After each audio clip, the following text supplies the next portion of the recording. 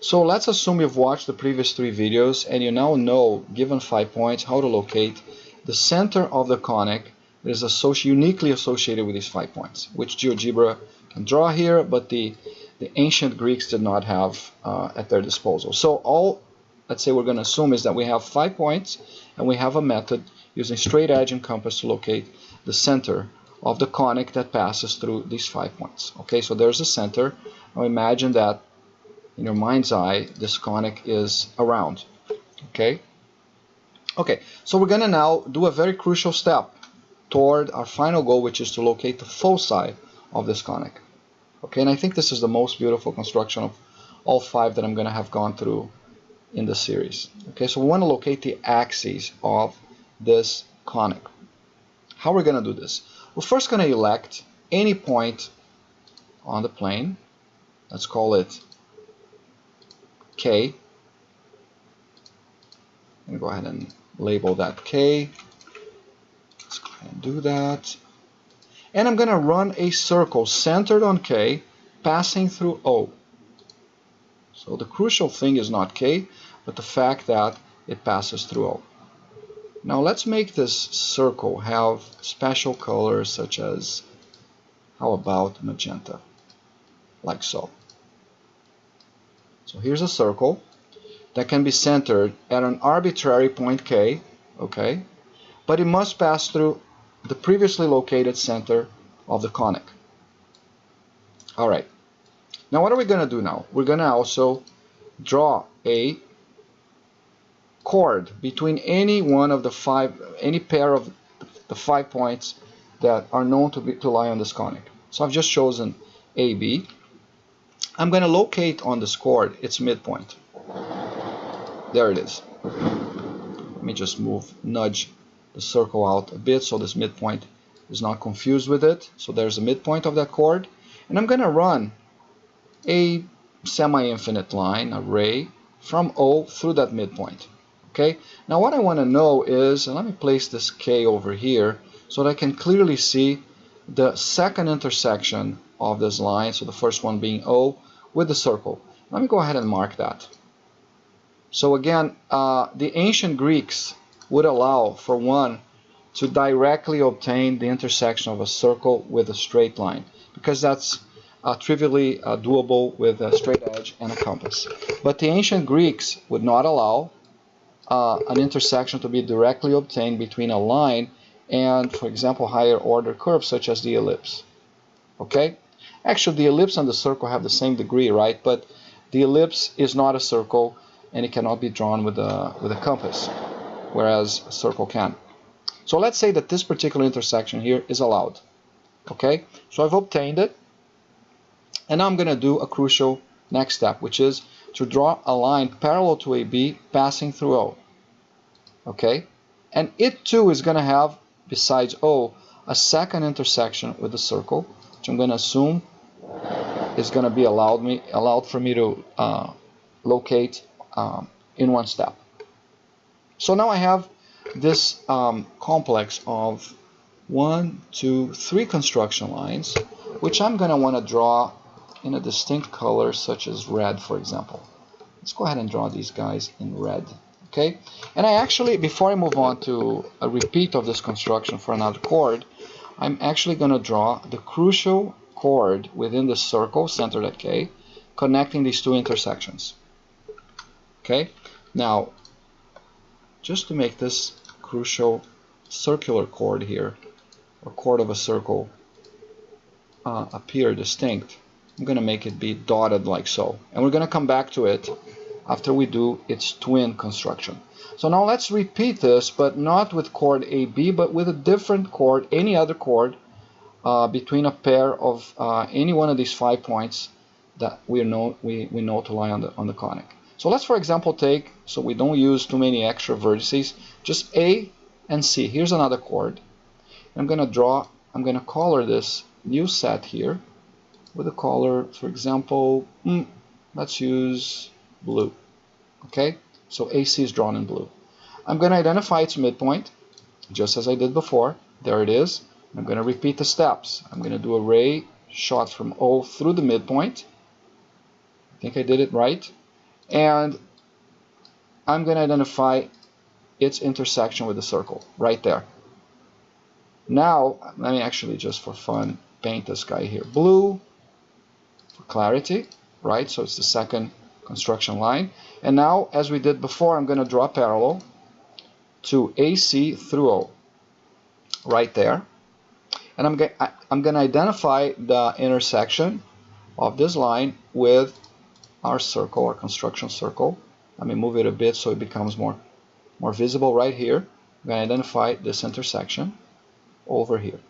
So we have an identical set of operations, just as we did before. And now we have a second key construction chord of the circle, which connects these two intersections.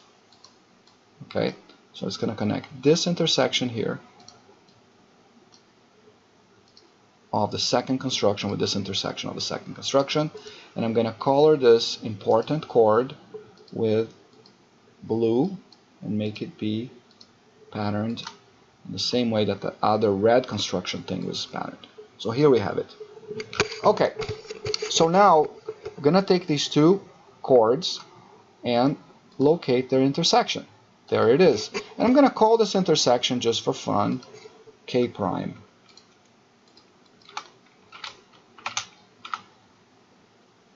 There you go. So that's the intersection of these two chords that originate from the construction that we did, starting from chord AB, gets us this dotted red chord of our purple circle, or magenta circle, and the construction that started from the chord AC ends up getting us this other chord here. And their intersection, I'm calling a point K prime. Now I'm going to draw a diameter line from K prime through K.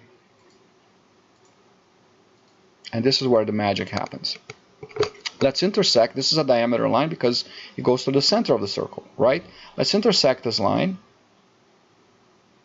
with the construction circle itself. There it is. So there are two intersection points.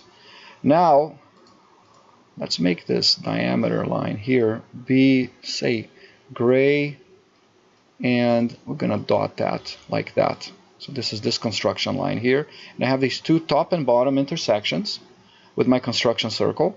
And here's the magic. Let's connect this to O, and let's see what happens. Line O, and second intersection O. I'm claiming, and this is not my claim, this is a known construction that I actually found in a book by Paul Yu called Introduction to the Geometry of the Triangle. I'm going to leave a link in the description. But when you do this, you connect these two intersections, what you end up getting is precisely, I'm going to color these guys here green,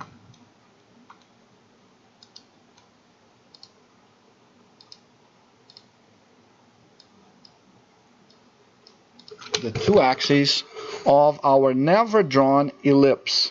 This ellipse here has never been drawn. This is what we have. We just have 5 points. In fact, for this construction, I only had to consume 3, A, B, and C. I never touched D, nor did I touch E, but I did use O. And once I do this, I can locate robustly, using just straight edge and a rule and a compass, the two directions of the perpendicular axes for this ellipse. Using GeoGebra here, let's make sure that these guys are truly at 90-degree angles. So here and here. Yeah, so GeoGebra is telling me that indeed these guys are at 90 degrees. So here's point O, which was located in our previous construction. And now I've located these two axes at 90 degrees. So let's bring back the conic that GeoGebra can draw. And you can see here that indeed these two axes are perpendicular. By definition, by construction, they go through the center. Now let me just show you guys something that I think is stunning. If I move K around, and this is the beauty of dynamic geometry, right? If I move K around and I choose any circle, doesn't matter where I place K, so long as that purple circle goes through O, if you carry on the steps with these two chords, the orientation, as should be the case, of the two axes of the conic that passes through A, B, C, and is centered at O. Notice that I didn't mention D and E because I did not use it in this construction. If you say, okay, I have a conic that passes through three points and is centered at a fourth point, that conic is fully specified. So in reality, I don't ever need to bring in D and C into the scene here. I can hide them because they're not part of this construction. I could have used them, by the way, to build the second chord, but I didn't.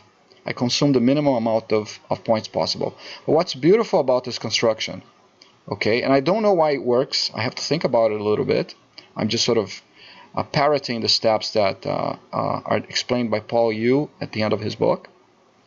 You can see that if I choose whatever K, the orientation of these two axes does not change. Now, of course, if I change the position of A, the axes change, okay?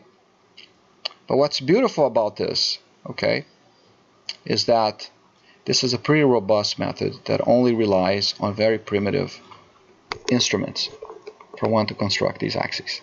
Okay, so we're going to go to the fifth and last installment of this 5-video series, where we're going to be showing you guys that once you know the direction of the axes, there's also a very beautiful method to locate the vertices of the ellipse, which should be located over here. And after that, it's an actual direct step to get where the foci are. So I'll see you on the next video.